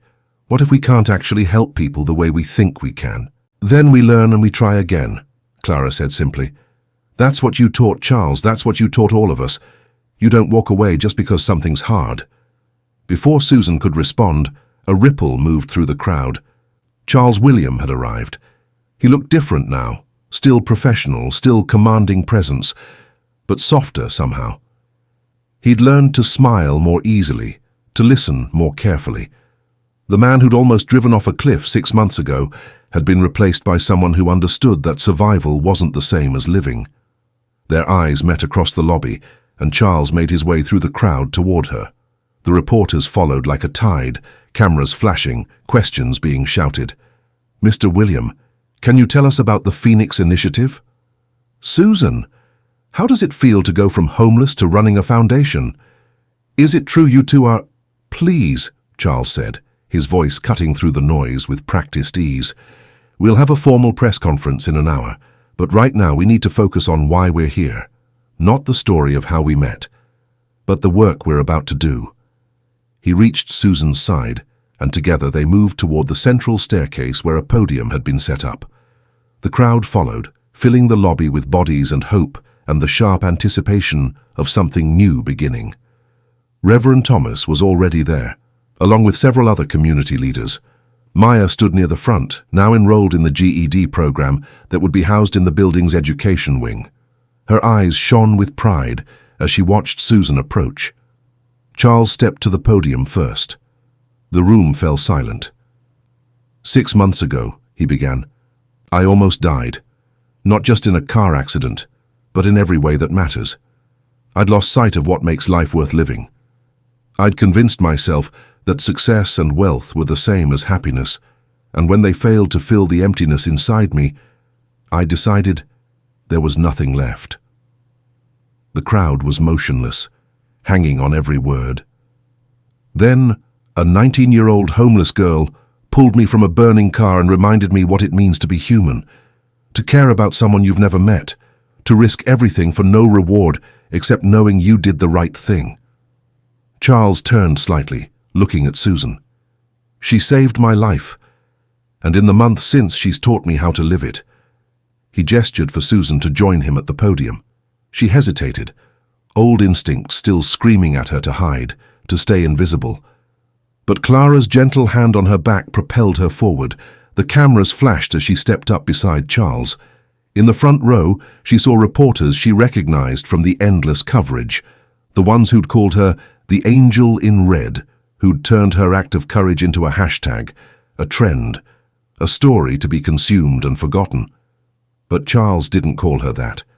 "This is Susan Johnson," he said simply. "My partner, co-founder of the Phoenix Initiative, and the person who understands better than anyone what this place needs to be, because she's lived the life that brings people here." He stepped back, yielding the podium to her. Susan's hands gripped the edges of the wood, her mouth dry. She'd practiced a speech, had written and rewritten it a dozen times, but now, looking out at the sea of faces, some curious, some skeptical, some desperately hopeful, all those practiced words disappeared. "I don't like being called an angel," Susan said, her voice quiet but steady. "Angels are perfect. They're holy. They don't have to make impossible choices about whether to eat or whether to save money for new shoes. They don't sleep under bridges or wash in public restrooms or get chased away from places because they don't belong." She paused, gathering her courage. "I'm not an angel. I'm just someone who saw another person dying and couldn't walk away. That's not heroic, that's just being human. And that's what this place is about, remembering that every person who walks through those doors is human. Not a statistic, not a problem to solve. A human being who deserves dignity and opportunity and hope." Her voice grew stronger. "The Phoenix Initiative isn't about charity. It's about partnership. We're offering housing, education, job training, mental health support, all the things that people like me needed but couldn't access. But we're also offering something else, respect, the understanding that homelessness doesn't define you, that your circumstances don't determine your worth." Susan looked at Maya, then at Reverend Thomas, then out at the young faces scattered through the crowd, kids who looked like she had 6 months ago, scared, tired, trying so hard to survive that they'd forgotten how to dream. "If you're here because you need help, you'll get it. No judgment, no hoops to jump through, just support from people who believe you deserve better." She took a breath. "And if you're here because you want to help, I need you to understand something. These aren't people you save. They're people you walk beside. There's a difference." The silence that followed was profound. Then, from somewhere in the back, someone started clapping. Others joined. Within seconds, the entire lobby was filled with applause. Susan stepped back from the podium, her legs shaking, and Charles was there immediately, his hand finding hers. "Perfect," he murmured. "That was perfect." The press conference lasted another hour. Questions about funding, about programs, about the logistics of running a foundation. Charles handled most of them with Clara's assistance, but every so often he'd defer to Susan, making it clear that her voice carried equal weight, that this was truly a partnership. When it finally ended, when the last reporter had left and the doors closed on the opening day chaos, Susan found herself alone in what would be her office. It was modest. She'd insisted on that. Large enough to be functional, but not so large that it felt disconnected from the people they were meant to serve. On one wall, in a simple wooden frame, hung the red hoodie. Clara had found a textile conservator to clean and mend it, preserving the burn marks and stains while stabilizing the fabric. It wasn't meant to be worn anymore. It was meant to be remembered. Evidence of what had been risked, what had been saved. Susan stood before it, her fingers hovering just above the glass, not quite touching. "I still can't believe this is real sometimes," she said quietly. She turned to find Charles in the doorway, leaning against the frame, watching her with an expression she'd come to recognize over the past months. Not pity, not even admiration exactly. Just seeing, really seeing her. "Can I show you something?" he asked. Susan followed him down the hall to his office, larger than hers but still surprisingly understated. He moved to his desk and picked up a framed photograph. It was the wreck, the burned-out shell of his car, photographed by investigators the morning after the crash.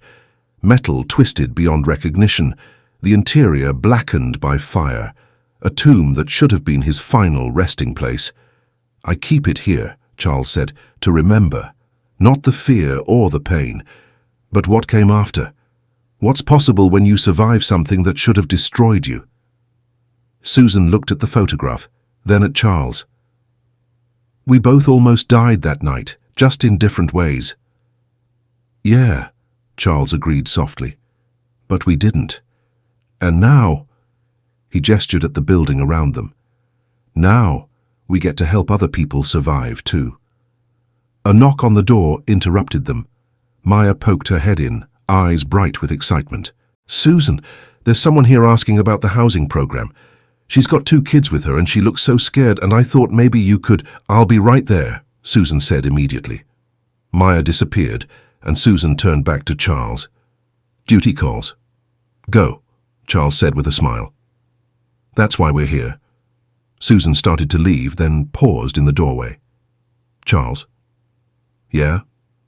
Thank you for believing in this, for believing in me."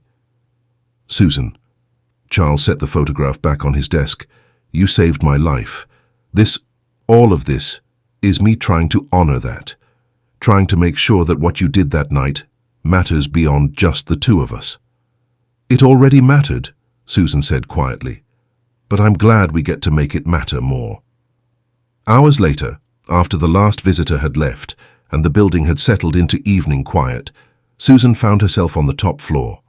It was meant to be a communal space, a place where residents could gather, where hope could be built through connection.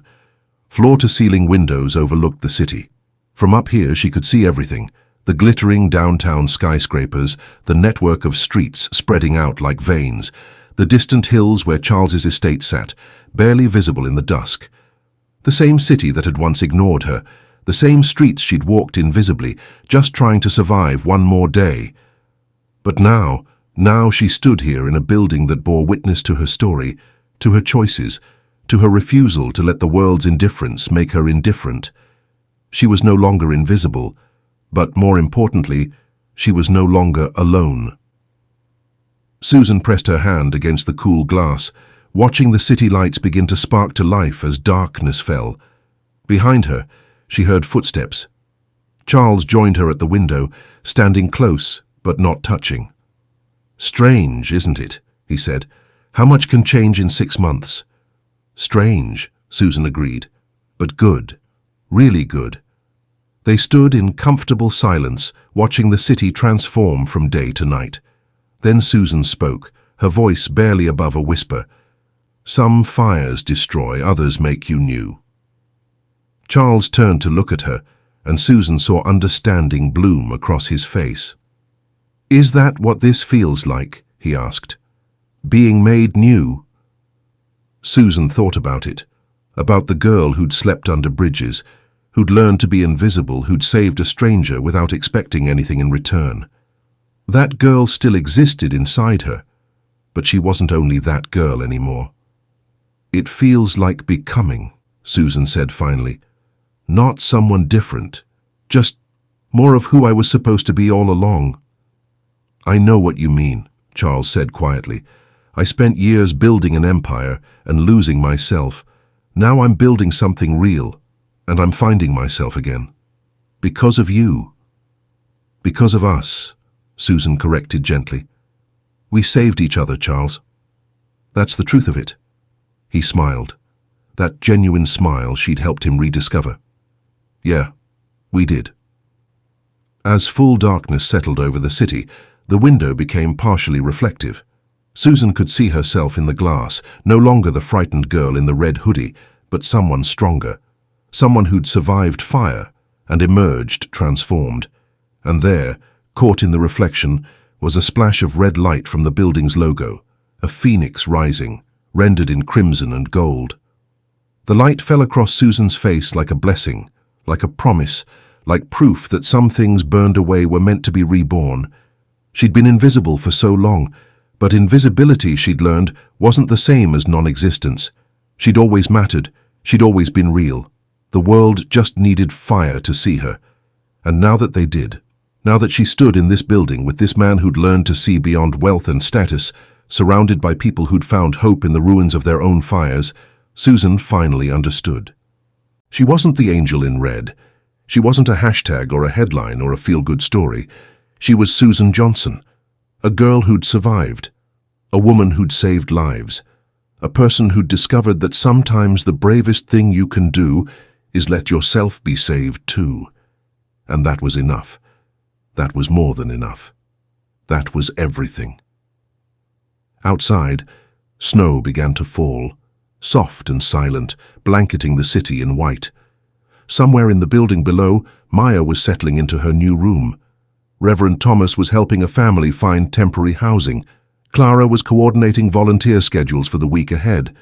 And in the reflection of that window, with red light painting her face like fire transformed into something beautiful, Susan Johnson whispered to the city that had tried so hard to erase her, "I'm still here, and I'm not walking away." The phoenix had risen, and she was just beginning to fly. Thank you so much for watching this story till the end. If you enjoyed it, you're going to love the next one. It's even more captivating and full of twists you won't see coming. Go ahead and click the image on your screen right now to watch the next story.